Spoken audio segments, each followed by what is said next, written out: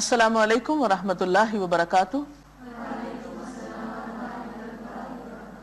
نحمدہ ونصلی علی رسولہ الکریم، اما بعد فاعوذ باللہ من الشیطان الرجیم، بسم اللہ الرحمن الرحیم۔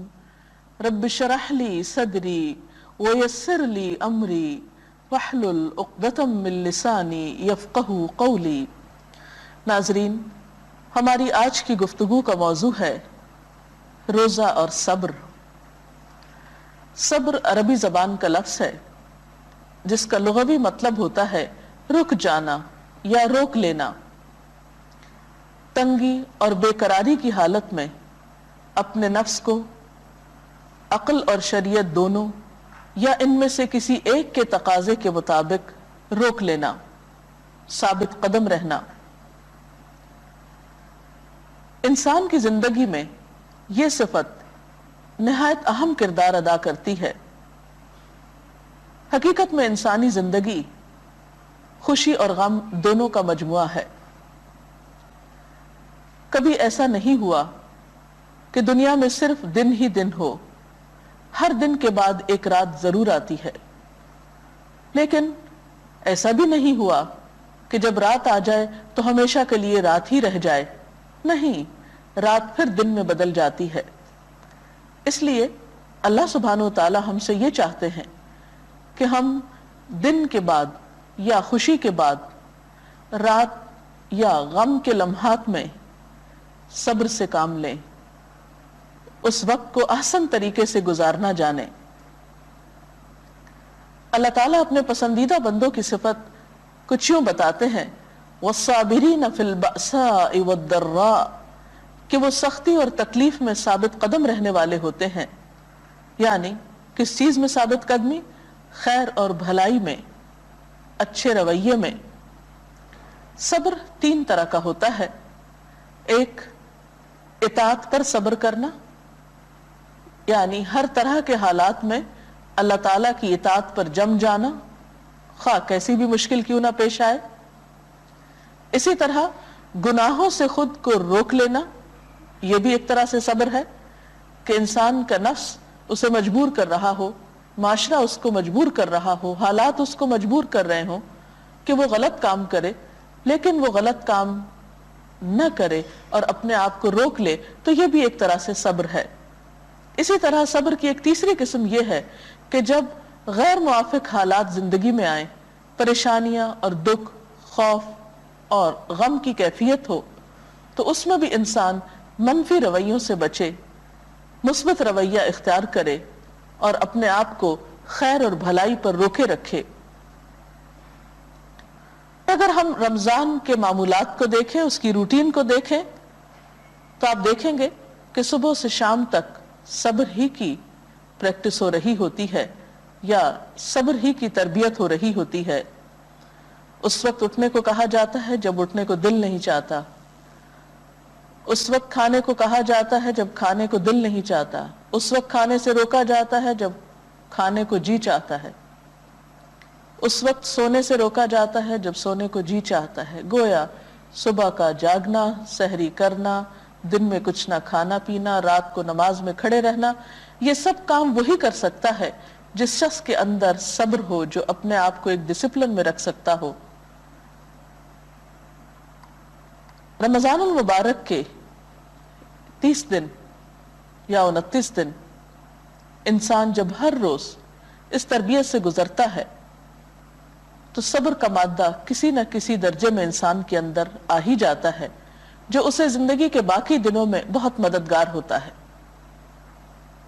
قرآن پاک میں اللہ سبحانہ وتعالیٰ فرماتے ہیں، وَلَنَبْلُوَنَّكُمْ بِشَيْءٍ مِّنَ الْخَوْفِ وَالْجُوعِ، اور البتہ ہم ضرور آزمائش کریں گے تمہاری ساتھ کسی بھی چیز کے خوف میں سے اور بھوک میں سے، وَنَقْصٍ مِّنَ الْأَمْوَالِ وَالْأَنفُسِ وَالثَّمَرَاتِ، اور مال اور جانوں اور پھلوں کی کمی میں سے، وَبَشِّرِ الصَّابِرِينَ، اور خوشخبری دے دو صبر کرنے والوں کو، الَّذِينَ إِذَا أَصَابَتْهُمْ مُصِيبَةٌ، کہ جب ان پر کوئی مصیبت آتی ہے، قَالُوا إِنَّا لِلَّهِ وَإِنَّا إِلَيْهِ رَاجِعُونَ، وہ کہتے ہیں کہ بے شک ہم اللہ کے لیے ہیں اور اسی کی طرف لوٹ کر جانے والے ہیں۔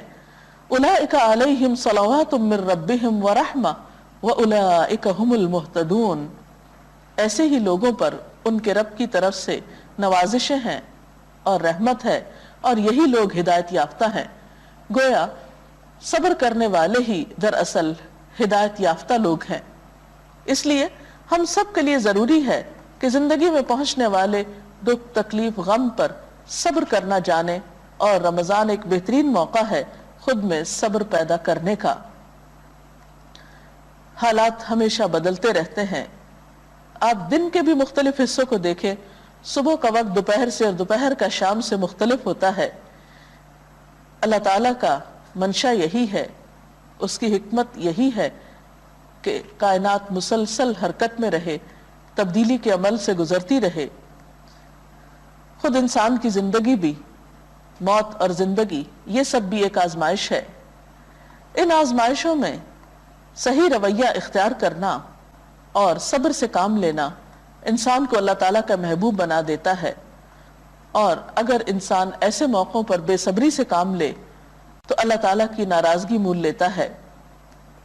صبر کرنے والے اللہ تعالیٰ کو اپنے ساتھ پاتے ہیں۔ ان اللہ مع الصابرین، صبر کرنے والوں سے وہ محبت کرتا ہے۔ واللہ یحب الصابرین۔ ایک اور جگہ پر آتا ہے اولئک یجزون الغرفۃ بما صبروا، کہ رضا الہی کے لیے جو تکلیفیں انہوں نے دنیا میں برداشت کی، اس کے بدلے انہیں جنت میں بالا خانے دیے جائیں گے۔ قیامت کے دن صبر کرنے والوں کو جب بہترین اجر ملے گا تو اس وقت دنیا میں امن و عافیت میں رہنے والے یہ تمنا کریں گے، کاش دنیا میں ہماری کھالیں کینچی سے کاٹ دی جاتی، ہم صبر کرتے اور آج ہمیں یہی اجر ملتا جو ان مصیبت زدہ لوگوں کو مل رہا ہے۔ صبر نہ کرنے پر انسان اپنے حالات کو بدل نہیں سکتا۔ قرآن پاک میں آتا ہے وَالْعَصْرِ إِنَّ الْإِنسَانَ لَفِي خُسْرٍ، قسم ہے زمانے کی، یقیناً انسان نقصان میں ہے، إِلَّا الَّذِينَ آمَنُوا وَعَمِلُوا الصَّالِحَاتِ، مگر وہ لوگ جو ایمان لائیں اور نیک کام کریں، وَتَوَاصَوْا بِالْحَقِّ وَتَوَاصَوْا بِالصَّبْرِ، ایک دوسرے کو حق کی اور صبر کی تلقین کریں۔ تو اس سے یہ پتہ چلتا ہے کہ اگر انسان یہ کام نہیں کرتا، یعنی صبر نہیں کرتا یا دوسروں کو تھام کے نہیں رکھتا، تو نقصان سے نہیں بچ سکتا۔ اب سوال یہ پیدا ہوتا ہے کہ اپنے اندر یہ صفت کس طرح پیدا کی جائے؟ تو اس میں بھی پہلی چیز ارادہ ہے، پھر کوشش ہے۔ نبی صلی اللہ علیہ وسلم نے فرمایا من یتصبر یصبرہ اللہ، جو شخص صبر کرنے کی کوشش کرے گا اللہ اسے صبر عطا کرے گا۔ تو گویا اس کے لیے انسان کو اپنی ول پار سے کام لینے کی ضرورت ہوتی ہے کہ مشکل وقت میں، ناپسندیدہ حالات میں انسان اپنے آپ کو تھام کر رکھے، روک کر رکھے اور کسی بھی نیگیٹو ریاکشن سے بچے۔ پھر اس کے لیے دعا بھی سکھائی گئی، ربنا افرغ علینا صبرا وتوفنا مسلمین، اے ہمارے رب ہم پر صبر کا فیضان کر اور ہمیں اسلام کی حالت میں موت دینا۔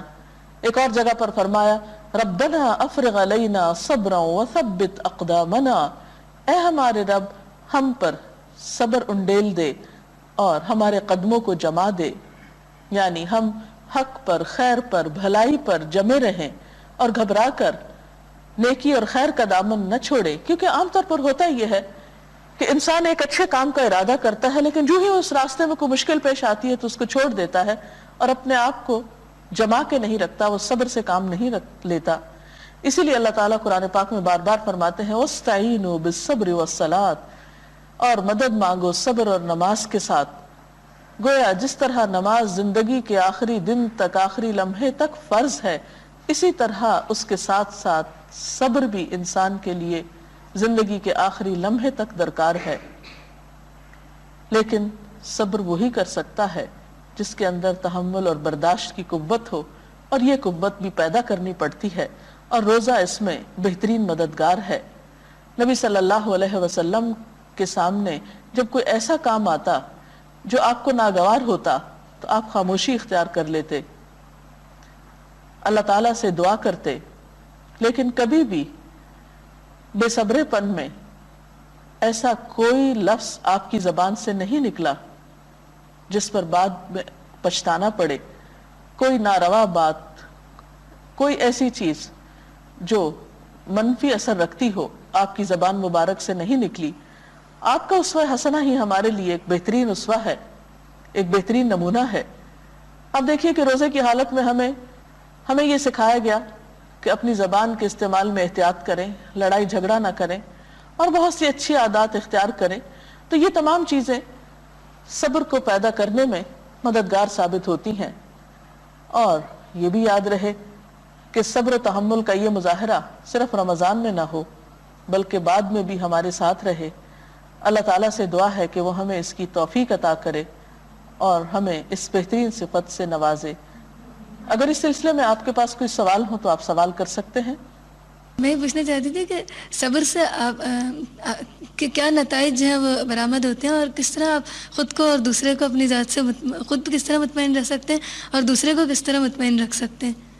حقیقت یہ ہے کہ صبر ایک کڑوا پھل ہے جس کے کھانے سے انسان کو شفا حاصل ہوتی۔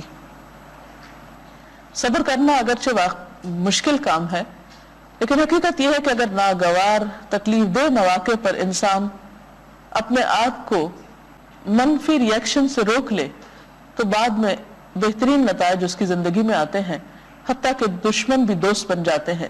لیکن اگر انسان بے صبری سے کام لیتا ہے تو بسا اوقات دوست بھی دشمن بن جاتے ہیں۔ انسانی تعلقات کی جتنی بھی خرابیاں ہیں ان میں اگر دیکھا جائے تو ایک بڑا حصہ بے صبر پن کا ہے۔ چھوٹی چھوٹی بات پر مشتعل ہو جانا، آپے سے باہر ہو جانا، ایک کے بدلے میں دو سنانا اور جذباتی ری ایکشن اس طرح کا کرنا کہ جس سے ہم وقتی طور پر تو سمجھتے ہیں کہ شاید ہمارا مسئلہ حل ہو رہا ہے، لیکن عموماً ہم بہت سے مسائل کو اس طرح بگاڑ لیتے ہیں، جبکہ اس کے برعکس صبر و تحمل، خاموشی اور غصے کے موقع پر اپنے آپ کو کنٹرول کر لینا بہت سی بیماریوں کا علاج ہو سکتا ہے اور بہت سی مشکلات سے نکلنے کا راستہ اس سے مل جاتا ہے۔